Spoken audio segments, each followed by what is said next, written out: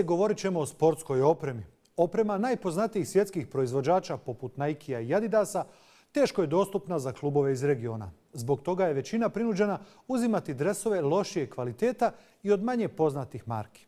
Čini se da je nogometni klub Sarajevo našao pravo rješenje problema. Klub sa Koševa okrenuo se domaćoj proizvodnji. U modnoj kompaniji HAD na mašinama za šivanje dominira bordo boja.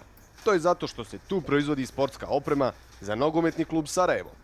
Vlasnik kompanije Adnan Hajrulahović modni je dizajner i jedan od rijetkih koji se usudio da kreiranje svečanih haljina zamijeni kreiranjem dresova. Sve ono od čega sam u suštini u onom modnom segmentu bježao u sportu je to neminovno. Čitav život sam bježao od sintetičkih materijala, ali u sportu su oni osnova. I baza sve opreme u kojoj se trenira i radi je sintetika iz milion nekih razloga i potreba koji sport ima. Tako da je to jedna velika škola, jedno veliko učenje koji danas traje za mene. Jedan od najtrofejnijih bosansko-hercegovačkih klubova za domaćih proizvođača odlučio se iz pragmatičnih razloga.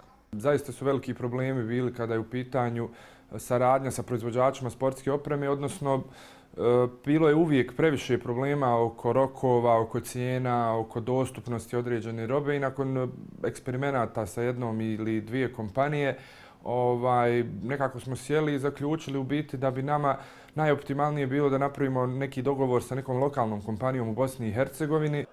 Nekada su igrači Sarajeva nosili opremu Nike, jedno od najpoznatijih svjetskih marki. Na pitanje kakva je razlika između dresova marke HAD i onih koji proizvode svjetski brendovi, uslijedio je zanimljiv odgovor. Razlika je samo u cijeni i količini. U suštini ti veliki brendovi dodaju par nula na količinu ovih dresova i par nula i za cijenu dresovima, tako da to je najveća razlika. I razlika je što HAD Sport dres možemo izraditi u 24 sata, jednom velikom brendu treba 6 mjeseci da ga dostavi do jedne brdovite zemlje na Balkanu. Uprava Sarajeva zadovoljnija je saradnjom sa HAD-om nego sa Nikeem, a klubu je bitno i što navijači bordo tima su dobro reagovali na nove dresove. Mi smo zadovoljni zato što smo našli jedan optimum između cijene, kvalitete i rokova isporuke. Znači ono što je nama jako bitno kao klubu je da možemo imati uvijek dostupno kompaniju koja nam može izraditi manje količine koje su nam potrebne da li za jednu ili dvije generacije omladinskog pogona.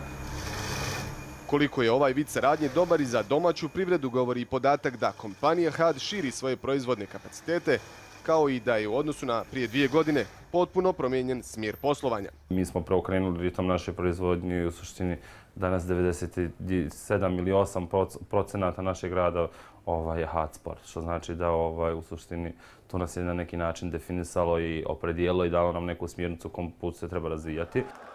Uzrok za dobru prodaju dresova leži i u dobrim nastupima Sarajeva na međunarodnoj sceni, gdje je tim sa Koševa stigao na korak do Europa lige i cijena je prilagođena domaćim tržištu. Nije problem napraviti vrhunski dres i u Bosni i Hercegovini, međutim ako ga prodajete za 150 maraka, teško da će ga ko moći kupiti. Još jedna od prednosti ovakve saradnje je što klubovi mogu puno češće i lakše mijenjati dizajn. Sarajevo je u 2 godine saradnje sa kompanijom HAD čak 7 puta mijenjalo izgled dresova. Za sportski magazin Haris Lato, Sarajevo. Bilo je to